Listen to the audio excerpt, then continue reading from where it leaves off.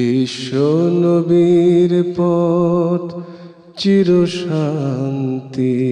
পথ, অশান্ত বিশ্বে তুমি রহমত। এসো তাই মেধা মননে জেনে নি। আসসালামু আলাইকুম ওয়া রাহমাতুল্লাহি ওয়া বারাকাতুহু। আলহামদুলিল্লাহ ওয়াসসালাতু ওয়াসসালামু আলা রাসূলিল্লাহ ওয়া আলা আলিহি ওয়া সাহবিহি ওয়া মান সারা আলা নাহজি ওয়াস্তান্না বিসুন্নতিহি ইলা ইয়াউমিদ্দিন। সম্মানিত দর্শক শ্রোতা, যে যেখান থেকে আমাদের এই অনুষ্ঠান দেখতেছেন, আপনাদের সকলকে জানাই আন্তরিক অভিনন্দন এবং শুভেচ্ছা। এনটিভির ধারাবাহিক আয়োজন, যা প্রতি শুক্রবারে প্রচারিত হয়ে থাকে, দারসুল হাদিস। আমরা আমাদের এই দারসুল হাদিস পৃথিবী বিখ্যাত হাদিসের গ্রন্থ রিয়াদুস সালিহিন থেকে আলোচনা করে থাকি, যা ইমাম নববী রচিত। আজকে আমরা অনেক গুরুত্বপূর্ণ একটি অনুচ্ছেদের উপর আলোচনা করব।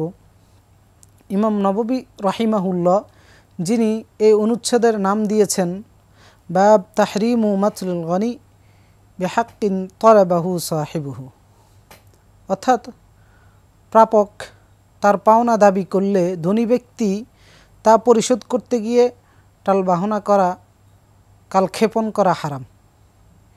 এ অধ্যায়টির মধ্যে তিনি দুইটি মহাগ্রন্থ আল কোরআন থেকে দুইটি আয়াত নিয়ে এসেছেন এবং রাসূলুল্লাহ সাল্লাল্লাহু আলাইহি ওয়াসাল্লামের হাদিস থেকে একটি হাদিস নিয়ে এসেছেন। তা আমরা শুরুতেই এই আয়াতগুলোর অর্থ জেনে নিই। প্রথম আয়াতটি সূরা নিসার 58 নম্বর আয়াত। আল্লাহ তাআলা বলতেছেন যে ইন্নাল্লাহা ইয়া'মুরুকুম আন তু'আদ্দুল আমানাতি ইলা আহলিহা।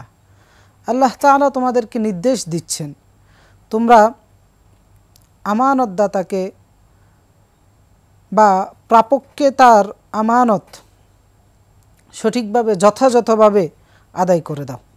দ্বিতীয় যে আয়াতটি, সেটি সূরা বাকারার 283 নম্বর আয়াত। এই আয়াতে আল্লাহ তাআলা বলতেছেন যে ফাইন আমিনা বা'দুকুম বা'দা, যদি তোমাদের কেউ একে অন্যের কাছে আমানত রাখে, ফালিওয়াদ্দিল্লাযী তুমিনা আমানাতাহু, তাহলে সে যেন তার আমানতকে বা প্রাপককে যথাযথভাবে আমানত আদায় করে দেয় বা হস্তান্তর করে।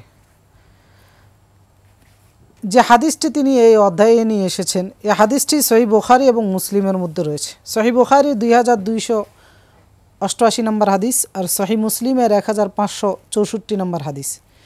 আবি হুরায়রা রাদিয়াল্লাহু তাআলা আনহু থেকে বর্ণিত, আল্লাহ রাসূল সাল্লাল্লাহু আলাইহি ওয়াসাল্লাম বলেছেন যে মাতলুল গনি জুলমুন, ধনী ব্যক্তির টাল বাহনা করা, কালক্ষেপণ করা জুলুম, পাওনাদারকে তার পাওনা দিতে। ফাইদা উতবিয়া আহাদুকুম আলা মালিয়িন ফালিয়ুতবা, যদি কারো ঋণ কোনো ব্যক্তির কাছে হস্তান্তর করা হয়, তাহলে ঋণদাতা যেন সেই হস্তান্তরকে মেনে নেয়। তো এখানে এই অধ্যায়টার মধ্যে মূলত ইমাম নববী রাহিমাহুল্লাহ যে বিষয়টা আমাদেরকে বুঝাতে চেয়েছেন, পাওনাদার বা হকদাতা বা প্রাপককে তার পাওনা দিতে কেউ যদি টালবাহনা করে, সেটার পরিণতি বা সেটা হারাম, শরীয়তে সেটা হারাম করা হয়েছে, সেটা থেকে যেন আমরা বিরত থাকি। এই জন্য তিনি এই অধ্যায়ে এই আয়াতগুলো এবং হাদিসগুলো নিয়ে এসেছেন। তো এখানে এই অধ্যায়টার উপরে যদি আমরা আলোচনা করতে যাই, তাহলে এই অধ্যায়টার মধ্যে আমানতের বিষয়গুলো এসে যায়, এই অধ্যায়টার মধ্যে আমানতের খেয়ানতের বিষয়গুলো এসে যায়, বা আমানতের ক্ষেত্রে উদাসীনতা দেখানো, টালবাহনা করা, সময় ক্ষেপণ করা, অযথা, এই সমস্ত বিষয়গুলো এই অধ্যায়ের মধ্যে এসে যায়। তো শুরুতে আমরা আমানত বলতে কি বুঝি, যদি এটার উপর একটু আমরা আলোচনা করি। স্বাভাবিকভাবে আমরা সবাই বুঝি যে আমানত হচ্ছে মানে কারো কাছ থেকে আমি টাকা ধার নিয়েছি, সেই টাকাটা হচ্ছে বা সেই ঋণটাই হচ্ছে আমানত।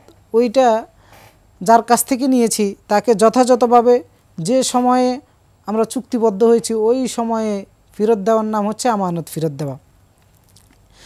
যদিও তিনি এখানে আমানত ফেরত দেওয়ার ক্ষেত্রে যার সামর্থ্য রয়েছে ইচ্ছা করে টালবাহনা করে, তার পরিণতি সম্পর্কেও যদি তিনি হাদিসগুলো বা আলোচনা নিয়ে এসেছেন, কিন্তু আমানত শুধু টাকা পয়সার ক্ষেত্রে নয়, আরও নানান ক্ষেত্রে আমানত রয়েছে।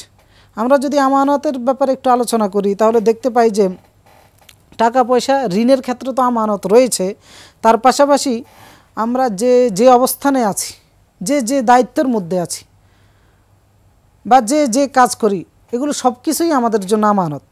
তো সেই হিসাবে যদি আমরা কেউ কোনো পদ পদবি হোল্ড করে থাকি, ধারণ করে থাকি কোনো পদ পদবি, তা আমার পদটা আমানত। সেই পদের যে দায়িত্ব, সেই পদের যে কর্তব্য, সেটা সঠিকভাবে আদায় করা আমার কাছে আমানত। সেই আমানতের ক্ষেত্রেও যেন আমরা উদাসীনতা না দেখাই। এরপরে পেশার ক্ষেত্রে যদি বলি, প্রত্যেকের পেশা আমানত। পেশার ক্ষেত্রে পরিপূর্ণ পেশাদারিত্বের পরিচয় দেওয়া, হক আদায় করে দায়িত্ব পালন করা, এটা আমানত। এরপরে যদি আমরা ব্যবসা বাণিজ্যের দিকে তাকাই তাহলে যিনি বিক্রেতা আছেন, তার ক্রেতা বা গ্রাহক যারা রয়েছেন, ওরা ওই বিক্রেতার কাছে আমানত। সেই ক্ষেত্রে একজন ব্যবসায়ী মিথ্যার আশ্রয় নিবে না। একজন ব্যবসায়ী তার যাদের কাছে উনি পণ্য বিক্রি করবেন, ভেজাল পণ্য বিক্রি করবেন না, কারণ তার গ্রাহকরা, তার কাস্টমাররা তার কাছে আমানত। সুতরাং গ্রাহকদেরকে যেটা তিনি দিবেন সেই ক্ষেত্রে তিনি আমানতের খেয়ানত করতে পারেন না। নকল পণ্য দিবেন না, ভেজাল পণ্য বিক্রি করবেন না, মেয়াদ উত্তীর্ণ পণ্য বিক্রি করবেন না, ওজনে কম দিবেন না। এগুলো সব কিছুই হচ্ছে, যদি ব্যতিক্রম হয় তাহলে আমানতের খেয়ানত। আর এগুলো যিনি করবেন তিনি আমানতের খেয়ানত করে যাচ্ছেন। এরপরে যদি সেবামূলক প্রতিষ্ঠানগুলোর দিকে তাকাই আমরা, সে সেবা গ্রহীতা যারা রয়েছেন, সেবা যারা দিচ্ছেন, সেবা গ্রহীতাদের সেবা তাদের কাছে আমানত, সঠিকভাবে তাদেরকে সেবা দেওয়া।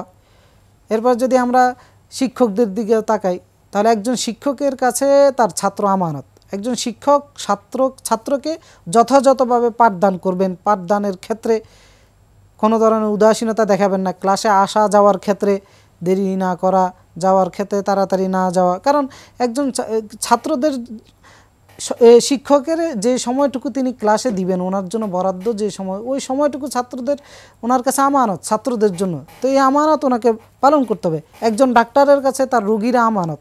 একজন রুগীকে যথাযথভাবে সেবা দেওয়া, অযথা ওনাকে এই পরীক্ষা নামে বা টাকা আত্মসাৎ করার জন্য পরীক্ষা নামে বিভিন্ন রকমের পরীক্ষা অযথা না দেওয়া, এরপরে ওষুধের ক্ষেত্রে অতিরিক্ত অপ্রয়োজনীয় ওষুধ না দেওয়া, এগুলো একজন ডাক্তারের কাছে একজন রোগীর আমানত। তো এইভাবে আমাদের জীবনের সর্বত্রই আমানতের বিষয়গুলো রয়েছে। যে যে জায়গায় অবস্থান করতেছি সেই জায়গায় তিনি তার দায়িত্ব এবং কর্তব্যর ক্ষেত্রে, পেশার ক্ষেত্রে সর্বোচ্চ দায়িত্ব, সর্বোচ্চ কর্তব্য, সর্বোচ্চ পেশাদারিত্বের পরিচয় দেওয়ার নাম হচ্ছে আমানতের যথাযথ দায়িত্ব পালন করা। আর সেই ক্ষেত্রে উদাসীনতা দেখানোর নামই হচ্ছে আমানতের খেয়ানত করা। কিন্তু বাস্তবতা কি? বাস্তবতা হচ্ছে আমাদের সর্বত্রই আমানতের খেয়ানত হচ্ছে। আজকে যদি আমরা কারো কাছে টাকা পয়সা ধার দিই, সেটারও খেয়ানত হচ্ছে। ব্যাংক বলেন, বিমা বলেন, এর উপরে অর্থনৈতিক প্রতিষ্ঠানগুলো বলেন, আমানতের খেয়ানত যত্রতত্র হচ্ছে। এরপর দায়িত্বের ক্ষেত্রে আমানতের খেয়ানত হচ্ছে, ব্যবসা বাণিজ্যের ক্ষেত্রে আমানতের খেয়ানত হচ্ছে, মানুষকে তার হক থেকে, অধিকার থেকে বঞ্চিত করা হচ্ছে। বা যারা দায়িত্বশীল রয়েছেন বিভিন্ন প্রতিষ্ঠানের, দায়িত্বশীলরা তাদের গ্রাহক বা অধীনস্থ যারা রয়েছে তাদের প্রতি দায়িত্ব পালনের ক্ষেত্রে খেয়ানত হচ্ছে। এর কারণটা কি? এর একমাত্র কারণ হচ্ছে আমরা আমানতের খেয়ানতের বা দায়িত্বের অবহেলার, উদাসীনতার বা প্রতিশ্রুতিবদ্ধ আমরা যেখানে হচ্ছি সেখানে প্রতিশ্রুতি রক্ষা না করার পরিণতি সম্পর্কে আমরা জানি না। এখন বিকাশ অ্যাপেই পাবেন দেশের প্রথম ডিজিটাল লোন, যার কারণে এই সমস্ত ক্ষেত্রে আমাদের এই ত্রুটি বিচ্যুতিগুলো হচ্ছে। তো এই জন্য আল্লাহ তাআলা ইমাম নববী রাহিমাহুল্লাহ এই অধ্যায়ের মধ্যে আমানত সম্পর্কে 2টি আয়াত নিয়ে এসেছেন। এবং ধনী ব্যক্তি যদি পাওনাদার তার পাওনা দাবি করলে সেক্ষেত্রে যদি ধনী ব্যক্তি টালবাহনা করে, সেটাকে এই হাদিসের মধ্যে আল্লাহ রাসূল সাল্লাল্লাহু আলাইহি ওয়াসাল্লাম জুলুম হিসেবে উল্লেখ করেছেন।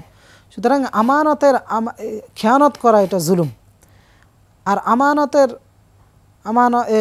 গ্রাহকের কাছে তার যথাযথ আমানত পৌঁছে না দেওয়া, এটা আল্লাহর আদেশ অমান্য করা। তো এই জন্যই তিনি 2টি আয়াত এবং 1টি হাদিস নিয়ে এসেছেন। প্রথম আয়াতের মধ্যে তো আল্লাহ তাআলা বলতেছেন যে আল্লাহ তোমাদেরকে নির্দেশ দিচ্ছেন, ইন্নাল্লাহা ইয়া'মুরুকুম সূরা নিসার 58 নম্বর আয়াত যে ইন্নাল্লাহা ইয়া'মুরুকুম আন তু'আদ্দুল আমানাত, আল্লাহ তোমাদেরকে নির্দেশ দিচ্ছেন তোমরা আমানত ফিরিয়ে দিবে ইলা আহলিহা, তার প্রাপকের কাছে, গ্রাহকের কাছে, আমানতের হকদার যিনি তার কাছে যথাযথভাবে তোমরা আমানত ফিরিয়ে দিবে। তো সময় মতো আমানত ফেরত দেওয়া এটা একজন মুত্তাকির বৈশিষ্ট্য, ফরেজকার ব্যক্তির বৈশিষ্ট্য, আল্লাহর সর্বোত্তম বান্দাদের বৈশিষ্ট্য, সত্যবাদী যারা রয়েছে তাদের বৈশিষ্ট্য এবং নবীদের বৈশিষ্ট্য। প্রতিশ্রুতি রক্ষা করা, আমানতের খেয়ানত না করা, আমানত তার গ্রাহকের কাছে যথাযথভাবে বুঝিয়ে দেওয়া, এটা এই সমস্ত ব্যক্তিদের বৈশিষ্ট্য। ফরেজকার, মুত্তাকি, নবীদের বৈশিষ্ট্য, আল্লাহওয়ালা ব্যক্তিদের বৈশিষ্ট্য, সত্যবাদীদের বৈশিষ্ট্য। আল্লাহ তাআলা সূরা বাকারার 177 নম্বর আয়াতে বলতেছেন যে ওয়াল মুফুন বিআহদিহিম ইযা আহাদু, ঈমানদারদের, সত্যবাদীদের, মুত্তাকিদের বৈশিষ্ট্য বর্ণনা করতে গিয়ে আল্লাহ তাআলা বলতেছেন যে যারা প্রতিশ্রুতি পূর্ণ করে থাকে, যখন প্রতিশ্রুতিবদ্ধ হয়, ওয়াদাবদ্ধ যখন হয়, চুক্তিবদ্ধ যখন হয়, যে চুক্তি মোতাবেক, প্রতিশ্রুতি মোতাবেক সেটাকে পূর্ণ করে। ওয়াস-সাবিরিনা ফিল বাসা ওয়াদ-দাররাই, কঠিন অবস্থায় বা যখন বিপদের সম্মুখীন হয় তখন তারা ধৈর্য ধারণ করে। উলাইকাল্লাযীনা সাদাকু, এরাই হচ্ছে সত্যবাদী, ও উলাইকা হুমুল মুত্তাকুন, এরাই হচ্ছে মুত্তাকি। সুতরাং আমরা এই আয়াত থেকে পাচ্ছি যে মুত্তাকির বৈশিষ্ট্য, সত্যবাদীদের বৈশিষ্ট্য হচ্ছে আমানতের খেয়ানত না করা, প্রতিশ্রুতির খেলাপ না করা, প্রতিশ্রুতির পূর্ণ করা, এটা হচ্ছে সত্যবাদী মুত্তাকিদের বৈশিষ্ট্য। এরপরে নবীদেরও বৈশিষ্ট্য আমরা সূরা মারিয়ামের 54 নম্বর আয়াতে আল্লাহ তাআলা ইসমাঈল আলাইহিস সালামের বৈশিষ্ট্য বর্ণনা করতে গিয়ে আল্লাহ তাআলা বলতেছেন যে ওয়াদকুর ফিল কিতাব ইসমাঈল ইন্নাহু কানা সাদিকাল ওয়াদ, আপনি কিতাবের মধ্যে ইসমাঈলের কথা উল্লেখ করুন। ইন্নাহু কানা সাদিকাল ওয়াদ, তিনি প্রতিশ্রুতির ক্ষেত্রে তিনি সত্যবাদী ছিলেন। ও কানা রাসূলান নাবিয়্যা, এবং তিনি আল্লাহর রাসূল ছিলেন এবং নবী ছিলেন। অর্থাৎ নবীদের বৈশিষ্ট্য হচ্ছে প্রতিশ্রুতির রক্ষা করা, ওয়াদার ক্ষেত্রে বা আমানতের ক্ষেত্রে সত্যবাদিতার পরিচয় দেওয়া। ঋণদাতা এবং ঋণ গ্রহীতা, আমানত হচ্ছে এমন একটা জিনিস যেটা ঋণের ক্ষেত্রে যদি বলি, দায়িত্বের ক্ষেত্রে বলি এটা দুই পক্ষ থাকে, এক পক্ষ আরেক পক্ষের কাছে চুক্তিবদ্ধ হয় নির্দিষ্ট সময়ের ক্ষেত্রে সেই চুক্তি বাস্তবায়ন করার জন্য বা নির্দিষ্ট দায়িত্ব পালন করার জন্য একজন আরেকজনের সাথে ওয়াদাবদ্ধ, প্রতিশ্রুতিবদ্ধ। তো এইরকম যখন কোনো ক্ষেত্রে আমরা ওয়াদাবদ্ধ হয়ে যাই, প্রতিশ্রুতিবদ্ধ হয়ে যাই, সে ওয়াদা এবং প্রতিশ্রুতি, সেই আমানতগুলো যদি আমরা সঠিকভাবে রক্ষা না করি, তাহলে আল্লাহ তাআলা আমাদেরকে কিয়ামতের ময়দানে এটার জন্য হিসাবের সম্মুখীন করবেন এবং আমাদের কাছে এর জবাবদিহি, আল্লাহর কাছে আমাদেরকে এর জন্য জবাবদিহি করতে হবে। আল্লাহ তাআলা সূরা বনী ইসরাঈলের 34 নম্বর আয়াতে বলতেছেন যে আউফু বিল আহদ, তোমরা ওয়াদা চুক্তিগুলো তোমরা পূর্ণ করো। ইন্নাল আহদা কানা মাসউলা, প্রত্যেকটা ওয়াদা, প্রত্যেকটা চুক্তি, প্রতিটা প্রতিশ্রুতির জন্য তোমাদেরকে জিজ্ঞাসাবাদ করা হবে। আর সূরা মায়েদার প্রথম আয়াতে আল্লাহ বলতেছেন ইয়া আইয়ুহাল্লাযীনা আমানু আউফু বিল উকুদ, যাদের সাথে তোমরা চুক্তিবদ্ধ হচ্ছ, ওয়াদাবদ্ধ হচ্ছ, সেটা তোমরা পরিপূর্ণরূপে পূর্ণ করো। সুতরাং আমানত ফেরত দেওয়ার ক্ষেত্রে টালবাহনা করা যাবে না। আমানত ফেরত দেওয়ার ক্ষেত্রে ইচ্ছা করে, সামর্থ্য থাকা সত্ত্বেও সময় ক্ষেপণ না করা, বা যদি ফেরত দেওয়ার ক্ষেত্রে সময় ক্ষেপণ করা হয় বা টালবাহনা করা হয়, তাহলে রাসূলুল্লাহ সাল্লাল্লাহু আলাইহি ওয়াসাল্লাম এই হাদিসের মধ্যে সেটাকে জুলুম বলেছেন। তো যদি আমরা ইচ্ছা করে টালবাহনা করি আমানত ফেরত দেওয়ার ক্ষেত্রে ধনী ব্যক্তি তার গ্রাহককে বা প্রাপককে, তাহলে তিনি জালেম হিসাবে সাব্যস্ত হবেন। আর এই জালেমের পরিণতি সম্পর্কে অজ্ঞ হওয়ার কারণে আমরা এই সাহসটা দেখাই আমানতের খেয়ানতের। আল্লাহ রাসূল যেখানে বলেছেন মাজলুম এবং আল্লাহর মধ্যে, অর্থাৎ যিনি ফেরত দিচ্ছেন না, আরেকজনের উপরে জুলুম করে যাচ্ছেন, তো সে যার উপরে জুলুম করে যাচ্ছেন সেই মাজলুম এবং আল্লাহর মধ্যে কোনো পর্দা থাকে না। অর্থাৎ মাজলুম যখন আল্লাহর কাছে দোয়া করে, সাথে সাথে সেই দোয়া আল্লাহ গ্রহণ করেন, কবুল করে নেন। এই জন্য আল্লাহ রাসূল সাল্লাল্লাহু আলাইহি সাল্লাম বলেছেন ওয়াত্তাকি দাওয়াতাল মাজলুম, তোমরা মাজলুমের বদদোয়া থেকে দূরে থাকো। ফাইন্নাহু লাইসা বাইনাহা ওয়া বাইনাল্লাহি হিজাব, আল্লাহ এবং তার মাঝে কোনো পর্দা থাকে না, সরাসরি আল্লাহ কবুল করে নেন। তো এই জন্য যারা আমানতের ক্ষেত্রে খেয়ানত করতেছেন, আরেকজনের উপরে জুলুম করতেছেন, তো সেই জুলুম থেকে নিজকে রক্ষা করার জন্য গ্রাহককে বা আমানত যিনি রেখেছেন তার আমানত যথাযথভাবে পৌঁছে দিতে হবে। আর আমানত ফেরত না দেওয়া, টালবাহনা করা, এটা কখনো মুমিনের বৈশিষ্ট্য হতে পারে না, এটা কখনো দিনদার ব্যক্তির বৈশিষ্ট্য হতে পারে না। কারণ রাসূলুল্লাহ সাল্লাল্লাহু আলাইহি ওয়াসাল্লাম সহিহ তারগীবের মধ্যে 3004 নম্বর একটি হাদিস, যেটি ইমাম আলবানী রাহিমাহুল্লাহ তিনি তার সহিহ তারগীব গ্রন্থের মধ্যে নিয়ে এসেছেন, যে আল্লাহ রাসূল সাল্লাল্লাহু আলাইহি ওয়াসাল্লাম বলেছেন, লা ঈমানা লিমান লা আমানাতা লাহ, যার মধ্যে আমানতদারিতা নাই তার ঈমান নাই। তো তাহলে একজন মুমিনের সাথে আমানতহীনতার সাথে বা গ্রাহককে প্রাপককে তার পাওনা বুঝিয়ে দেওয়ার ক্ষেত্রে টালবাহনা করার কোনো সুযোগ নেই, কারণ ঈমান হারিয়ে ফেলতেছেন। সেই জন্য নিজের ঈমানকে হেফাজত করার জন্য আমাদের আমানতের খেয়ানত করা যাবে না। এরপর আল্লাহ রাসূল বলতেছেন, ওয়ালা দীনা লিমান লা আহদা লাহ, যে প্রতিশ্রুতি রক্ষা করে না, ওয়াদা বা চুক্তির রক্ষা করে না, তার মধ্যে দিনদারিত্ব নেই। তো সেজন্য আমাদেরকে আমানত, ওয়াদা, প্রতিশ্রুতি এগুলোর ক্ষেত্রে উদাসীন হওয়া যাবে না, বরং দায়িত্বশীলতার পরিচয় দিতে হবে নিজের ঈমানকে, নিজের দ্বীনকে ঠিক রাখার জন্য। আর আমানত নিয়ে খেয়ানত করলে বা গরিমসি করলে, টালবাহনা করলে এটার পরিণাম অত্যন্ত জঘন্য। এরপরে খেয়ানত করলে তিনি জালেম হিসাবে সাব্যস্ত হবেন। হ্যাঁ, যদি কেউ তার সামর্থ্য নাই, দিতে পারতেছেন না অসচ্ছলতার কারণে, সেই ক্ষেত্রে তিনি জালেম হবেন না। সেই ক্ষেত্রে যিনি ঋণ দিয়েছেন ওনার দায়িত্ব হচ্ছে ওনাকে অবকাশ দেওয়া। আল্লাহ তাআলা সূরা বাকারার 280 নম্বর আয়াতে বলেছেন, ওয়া ইন কানা যু উসরাতিন ফানাজিরাতুন ইলা মাইসারা, কেউ যদি অসচ্ছল হয় তাহলে তাকে অবকাশ দাও সচ্ছল হওয়া পর্যন্ত। ওয়া আন তাসাদ্দাকু খায়রুল লাকুম ইন কুনতুম তা'লামুন, যদি সদকা করে দাও সেটা তোমাদের জন্য কল্যাণজনক। আর আল্লাহ রাসূল সাল্লাল্লাহু আলাইহি ওয়াসাল্লাম বলেছেন, মান আনজারা মু'সিরান কানা লাহু বিকুল্লি ইয়াউমিন সাদাকা, যে ব্যক্তি কোনো অসচ্ছল ব্যক্তিকে অবকাশ দিবে সে প্রতিদিন সাদাকার সওয়াব পাবে। তো সেজন্য অসচ্ছল হলে আমরা তাকে অবকাশ দেওয়ার চেষ্টা করব, কিন্তু সচ্ছল ব্যক্তি কোনোভাবেই টালবাহনা করা উচিত নয়। আর টালবাহনা করার পিছনে তো উদ্দেশ্য থাকতে পারে, তো সেই উদ্দেশ্যগুলোর দিকে যদি আমরা তাকাই সেগুলোর পরিণতি কিন্তু খুব খারাপ। কারণ টালবাহনার পিছনে এক হয়তো ধোঁকা বা প্রতারণা করা তার উদ্দেশ্য থাকতে পারে, না দেওয়ার উদ্দেশ্য থাকতে পারে, অন্যায়ভাবে আরেকজনের আমানত বক্ষণ করার উদ্দেশ্য থাকতে পারে। তো সেই ক্ষেত্রে আল্লাহ তাআলা সূরা বাকারা 188 নম্বর আয়াতে বলেছেন, ওয়ালা তাকুলু আমওয়ালাকুম বাইনাকুম বিল বাতিল, তোমরা অন্যায়ভাবে কারো সম্পদ বক্ষণ করো না।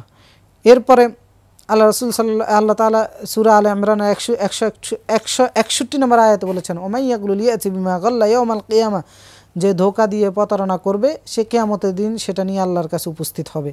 আর আল্লাহ রাসূল সাল্লাল্লাহু আলাইহি সাল্লাম বলেছেন, আয়াতুল মুনাফিকি সালাসা, মুনাফিকের আলামত 3টি। সেখানে একটি হচ্ছে ইদা হাদ্দাসা কাযাবা, কথা বললে মিথ্যা বলে, ওয়া ইদা তুমিনা খানা, আমানত রাখলে খেয়ানত করে, ওয়া ইদা ওয়া'আদা আখলাফা, ওয়াদা করলে সেটার খেলাপ করে। এরপর আল্লাহ তাআলা বলেছেন, ওমাই ইয়াজলিম মিনকুম নুযিকু আযাবান কাবীরা, তোমাদের মধ্যে যে ব্যক্তি জুলুম করবে তাকে কঠিন শাস্তির সম্মুখীন হতে হবে। সূরা ফুরকানের 19 নম্বর আয়াতে আল্লাহ তাআলা এই কথা বলেছেন। টালবাহনার পিছনে আরও একটা যে উদ্দেশ্য থাকে, হয়তো কেউ ভুলে যেতে পারেন। তো একজন মুমিন কখনো আমানতের ক্ষেত্রে ভুলে যেতে পারে না, কারণ এটা বান্দার হক। বান্দার হকের ব্যাপারে আল্লাহ কখনোই ক্ষমা করবেন না। তো সুতরাং একজন মুমিন এখানে টালবাহনা কিভাবে করতে পারে, যেটা সে যদি মৃত্যুবরণ করে আল্লাহ একজন শহীদকে মাফ করে দিবেন, কিন্তু বান্দার হক আল্লাহ, শহীদের সমস্ত কিছু মাফ করে দিবেন কিন্তু বান্দার হক আল্লাহ ক্ষমা করবেন না। তো সেই জন্য একজন মুমিন অন্যের হকের ব্যাপারে, বান্দার হকের ব্যাপারে কখনো ভুলে থাকতে পারে না বা উদাসীন হতে পারে না। যেখানে রাসূলুল্লাহ বলেছেন, ইউগফারু লিশ-শাহীদ কুল্লু শাই ইল্লা দাইন, একজন শহীদের সব অপরাধ ক্ষমা করে দেওয়া হবে ইল্লা দাইন, শুধু ঋণ ছাড়া। এরপরে আরও একটা উদ্দেশ্য থাকতে পারে আমানতের ক্ষেত্রে উদাসীনতার পিছনে, সেটা হচ্ছে যে মানে গাফেল হয়ে থাকা। তো একজন মুমিন কখনো গাফেল হতে পারে না। আল্লাহ তাআলা ঈমানদারদেরকে গাফলতি থেকে বা উদাসীনতা থেকে বিরত থাকার জন্য আল্লাহ তাআলা সূরা আরাফের 205 নম্বর আয়াতে নির্দেশ দিয়েছেন, ওয়ালা তাকুম মিনাল গাফিলিন। এরপরে আল্লাহ তাআলা আরও বলেছেন যে গাফেল শুধু তাদের পক্ষেই থাকা সম্ভব যারা দুনিয়ার পিছনে দৌড়ায়। আল্লাহ তাআলা সূরা ইউনূসের 7 নম্বর আয়াতে বলেছেন, ইন্নাল্লাযীনা লা ইয়ারজুনা লিকানা ওয়ারাদু বিল হায়াতিদ দুনিয়া ওয়াতমান্নু বিহা ওয়াল্লাযীনা হুম আন আয়াতিনা গাফিলুন, যারা আল্লাহর কাছে মিলিত হতে হবে এটার আশা রাখে না, দুনিয়ার জীবন নিয়ে সন্তুষ্ট থাকে, দুনিয়ার জীবন নিয়ে প্রফুল্ল অবস্থায় থাকে, তারা আল্লাহর আয়াতের ব্যাপারে গাফিল হয়ে থাকে।